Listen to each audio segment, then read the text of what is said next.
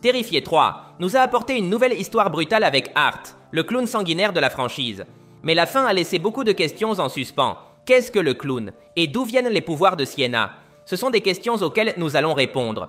Aujourd'hui sur Charlie et Tal, nous allons analyser le film, examiner des détails importants et bien sûr, expliquer la fin. Prêt? Allons-y.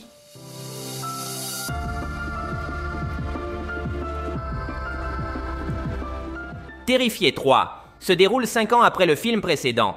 Art est de retour et va de nouveau affronter Sienna, la protagoniste du film précédent. Cette fois, Sienna va vivre chez ses oncles, mais les traumatismes du passé continuent de la hanter. Elle voit des hallucinations de ses amis morts. Pendant ce temps, son frère Jonathan a grandi et est à l'université. Mais les choses se compliquent lorsque Art revient une fois de plus à la vie, cette fois aidé par Vicky, sa victime du premier film. Ensemble, ils sèment la terreur, en tuant de nombreuses personnes innocentes, y compris des enfants, ce qui n'était jamais arrivé dans la franchise. Le film se termine par l'invasion de la maison de Sienna, par Art et Vicky. Ils ont tué ses oncles, et menacent de tuer sa petite cousine Gabi. Ils disent même avoir tué Jonathan, mais cela n'est pas montré à l'écran. Leur but est de briser la volonté de Sienna, pour qu'elle puisse être possédée. Cependant, Sienna ouvre un cadeau de Noël, et y trouve son épée magique, la même que celle du film précédent. Cette arme est la seule capable de blesser Art. Sienna utilise l'épée pour éliminer Vicky, et est sur le point de vaincre le clown. Mais juste avant cela, un portail vers l'enfer s'ouvre. La petite Gabi tombe dans le portail, permettant ainsi à Art de s'échapper. Le film se termine avec Sienna promettant de sauver sa cousine, et on voit Art monter dans un bus, prêt à lancer une nouvelle vague de massacres. Commençons maintenant l'analyse. Ce nouveau film nous éclaire sur de nombreux détails importants concernant l'origine d'Art et les pouvoirs de Sienna. Qui est Art? D'où vient son pouvoir? Dans le premier film, il n'était qu'un humain ordinaire, un tueur fou sans pouvoir. Et comment puis-je l'affirmer? Parce qu'à la fin de ce film, Art s'est suicidé, et selon le réalisateur lui-même, le clown ne savait pas qu'il reviendrait à la vie.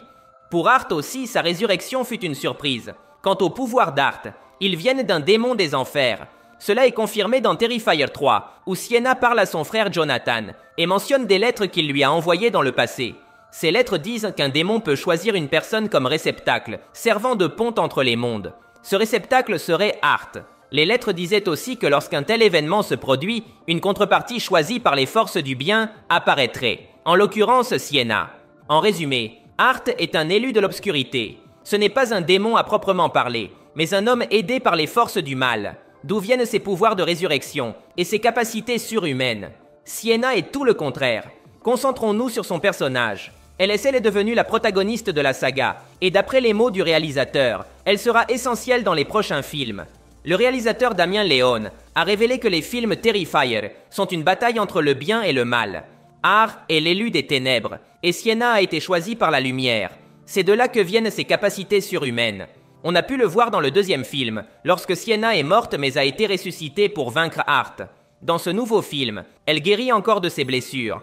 Tout comme Art, elle n'est plus une simple humaine. Mais comment Sienna a-t-elle été choisie par Dieu? Tout cela a été introduit dans le deuxième film et a été clarifié dans Terrifier 3. Le film nous montre plusieurs flashbacks de Sienna avec son père, qui avait créé un personnage de super-héroïne pour elle, un symbole d'amour pur. Et le lien religieux est évident, car le costume de Sienna est orné d'elle, comme un ange de Dieu. L'histoire de Sienna est fondée sur l'amour familial. On l'a vu dans sa connexion avec son père, puis avec son frère, et maintenant avec sa cousine Gabi. Ce désir de sauver ses proches est ce qui donne à Sienna sa force. Ses valeurs se connectent d'une certaine manière avec Dieu. Dans le deuxième film, nous avons le moment exact où Sienna est choisie par Dieu. Dans cette histoire, Sienna affronte Art dans un rêve. Elle a peur du clown, mais finit par trouver le courage de se défendre avec une épée. Ce rêve a suscité de nombreux débats parmi les fans. Mais récemment, le créateur de la saga a expliqué que c'était le moment précis où Dieu a vu la bravoure de Sienna et l'a choisi pour vaincre Art. Cela a été confirmé dans un commentaire du réalisateur sur une vidéo YouTube. En fait, si on regarde la bataille finale de Terrifier 3, on voit que Sienna tire son épée d'une boîte cadeau, un rappel du rêve, où elle sortait l'épée d'une boîte de céréales. Passons à une question importante. Que verrons-nous dans Terrifier 4? La suite est-elle confirmée? Officiellement, oui. Nous n'avons pas encore de détails sur le scénario, mais il est presque certain que nous assisterons à un nouvel affrontement entre Sienna et Art. Cette fois, Sienna sera plus consciente de ses capacités spéciales. Le prochain film nous montrera probablement davantage d'éléments surnaturels et approfondira encore plus l'aspect divin de la saga. Par exemple, il est inévitable que nous voyions Sienna partir en quête de Gabi pour la sauver des enfers. Elle devra descendre dans ce monde infernal pour la ramener. Un autre aspect à explorer est l'origine d'Ar. Que faisait-il lorsqu'il n'était qu'un simple humain? Pourquoi est-il devenu un tueur? Et pourquoi les démons l'ont-ils choisi, lui? Ces questions n'ont pas encore de réponse, et il serait fascinant de les voir explorer dans la suite de la saga. Dans la dernière scène de Terrifier 3, il y a une référence intéressante à l'origine du clown. On voit Art monter dans un bus où une femme lit un livre intitulé « Le 9e cercle ». En 2008, le créateur de Terrifier a écrit et réalisé un court-métrage intitulé « Le 9e cercle », qui était la première apparition du clown Art, bien que son apparence soit légèrement différente. Dans ce court-métrage, Art kidnappe une femme et tente de l'offrir en sacrifice à un démon satanique. Le réalisateur voulait clairement établir un lien entre le film et ce court-métrage. D'ailleurs, Terrifier 3 se termine avec Art, qui fait sonner son klaxon, exactement comme dans le court-métrage. Cette connexion renforce l'idée de l'origine démoniaque d'Art. Je comprends qu'Art n'est pas un démon en soi, mais un tueur humain, constamment ramené à la vie par un démon. Art est devenu le héros du démon, tandis que Sienna est l'élu du ciel.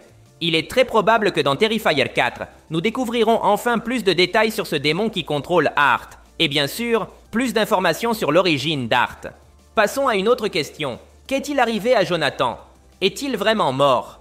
Dans la bataille finale, Art et Vicky disent avoir tué Jonathan, mais cette mort n'est jamais montrée à l'écran. Donc, nous ne pouvons pas en être sûrs. Vous connaissez cette règle du cinéma. Si une mort se passe hors champ, il y a de fortes chances que le personnage soit encore vivant.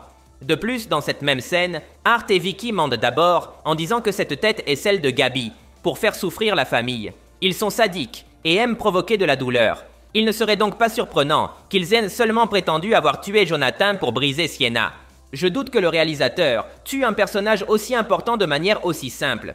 Si Jonathan devait mourir, ce serait sûrement devant sa sœur, pour que la scène ait un impact émotionnel. À mon avis, c'est un stratagème du réalisateur, pour observer la réaction des spectateurs. Et selon les réactions, il pourrait faire revenir Jonathan dans le prochain film, ou le laisser mort. Mais je suis convaincu qu'il reviendra.